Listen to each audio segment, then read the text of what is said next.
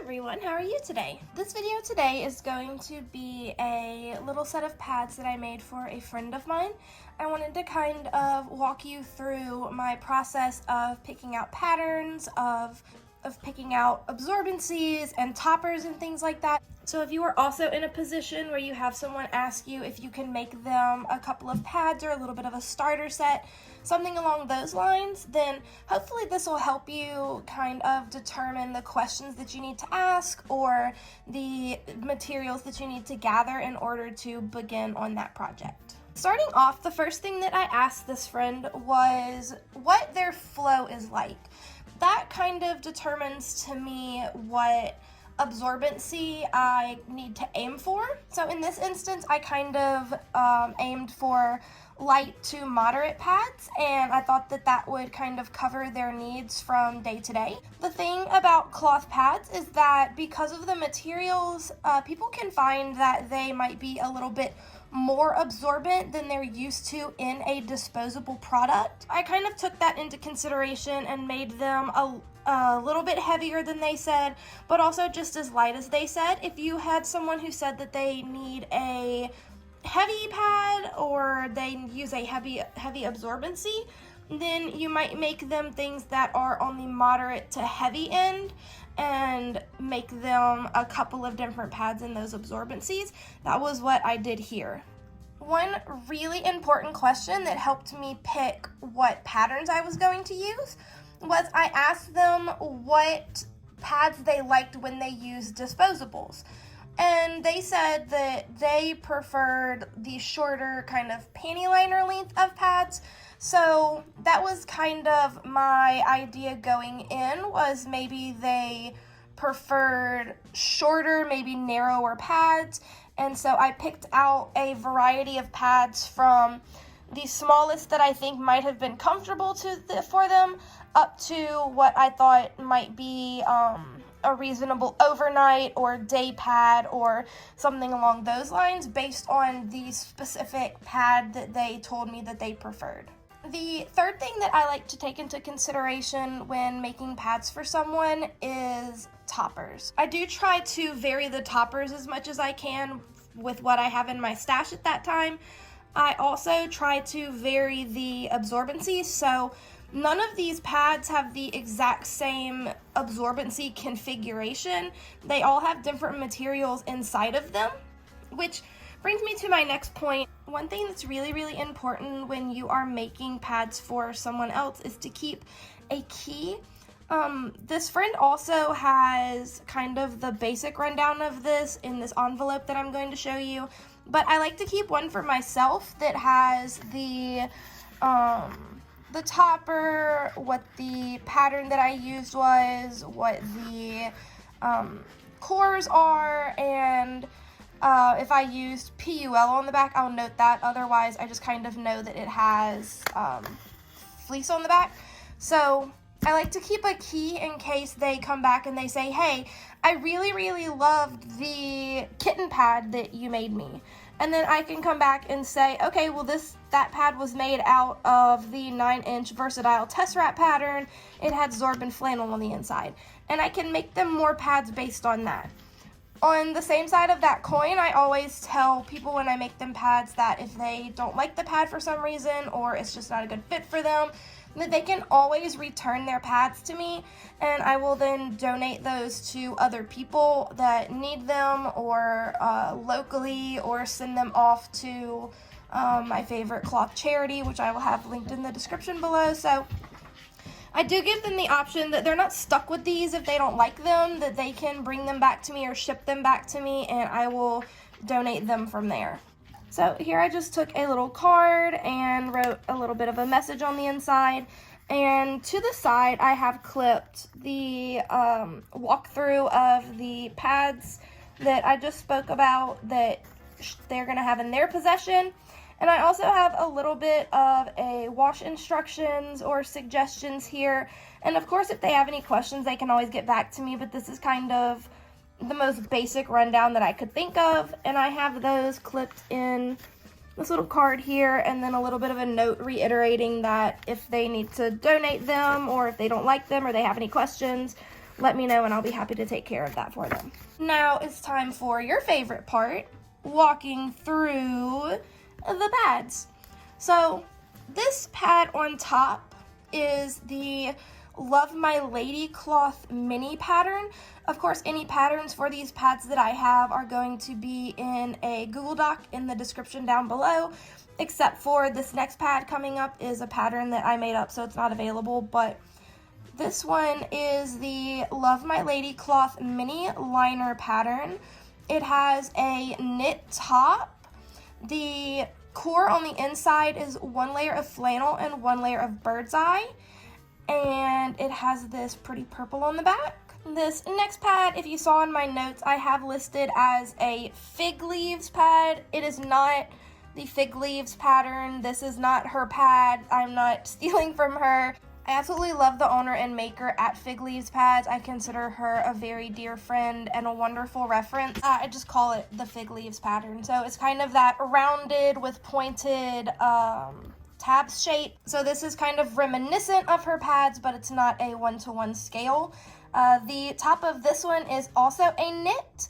It is 7.5 inches long, and the core in this one is 2 layers of flannel. The back is also a fleece. I thought that it went beautifully with the blue of the Beatles. This is a also a Love My Lady Cloth liner pattern, but it's the liner, not the mini. The top of this one is a flannel. The inside is 1 layer of terry sandwiched with 1 layer of flannel on either side. And this one is the one PUL pad that I made. I know some people love or hate PUL. I try to throw in 1 or 2 PUL back pads to see kind of how they feel about that. This is the 9-inch Versatile Test Wrap pattern. I also tried to throw 1 or 2 wrap wing style pads in when I'm making someone pads just to see how they feel about those. It's a little bit different. It is kind of a common shape, and a lot of people do use a wrap wing style pattern when selling pads, so that may be something that they encounter. The top on this one is cotton, and it has 1 layer of Zorb and 1 layer of flannel on the inside. This next one, just a little bit off topic, but I am so excited about the placement on this pad. Oh, I don't know that I could have gotten it any better. I'm excited about the placement that I got on this one. This one is a cotton top as well. This one is a mix between the 9-inch Fun Guy top and the 10-inch Fun Guy on the bottom. And that is by, I think it's by Dreamline Designs. If I'm wrong, I'll put it on the screen here. But this is a mix between those two. This one has 1 layer of flannel sandwiched with 1 layer of bird's eye on either side, and it also has a fleece back. The next one here came out beautifully, if I do say so myself. It is also a cotton top. This is the Moonrise pattern by Versatile. I really love Versatile patterns. It is just 4 layers of bird's eye on the inside, and the back is a fleece. And then this one, they don't know that they're getting this one. This one was a surprise. I'm so excited. This is a Minky top. I have sewn with Minky once before, but it was high pile and it didn't go well. So I went to the store and I tried to find a low pile Minky. And this is so soft. Oh, it's wonderful. It's beautiful. This, of course, is the Minky top, like I said. It is the Amy Nix pattern. It's a little bit bigger than kind of what she was telling me, but you just never know what people might like, and the Amy Nix pattern is pretty universal about being liked, so I thought that was a good option. This one has 1 layer of Zorb, 1 layer of bird's eye, and 1 layer of flannel on the inside. If I'm not mistaken, the bird's eye might be against the topper here, the Zorb is in the middle, and the flannel is in the back just in case of compression leaks. And of course this one has fleece on the back. I have a couple of fuzzies. I need to lint roll these. Kind of my idea was to go with different sizes, but mostly different shapes and different styles, things that they might encounter if they are going to Etsy to buy pads, that these might be easy enough to recognize, universal patterns, kind of things that most people use. So this is kind of like the only kind of pad that I can think that might be similar to this shape would be like a Yurtcraft. I know a lot of people use Versatile patterns, so this might be a good option if they are going to buy pads, and the maker has listed that it's a Versatile pattern. They might recognize these wings or something and be able to go off of that. I also try to do pads that I know that I like. So the Fun Guy pattern is a pattern that I really, really, really adore. It works well for me. I think it fits in my underwear lovely. So I try to make pads with patterns that I really like as well. This is also a little bit more of a basic shape and size and wings, so it's kind of something that's on the map, something that they might find easily if they like that. So I hope that was helpful. I hope that you learned something, or that if you are in a similar predicament where someone asks you if you can make them a couple of pads and you don't know where to begin, that this might give you a little bit of a jumping off point. Of course, the questions that I asked are not, end all be all about what somebody may or may not like. That really depends on the person. It gives you a pretty good ballpark where to go and what pads to make, so that maybe you might get a little bit of an idea of where you could start with patterns and such. I've made one friend once before like 5 pads for them to try. They just needed like liners. I didn't have to be quite as versatile. I think 7 to 10 pads-ish are a good number of pads to start out with, a good number of testers to give them. But saying that, you don't have to feel compelled to make somebody 10 pads if making them 10 pads is going to be really strenuous on you.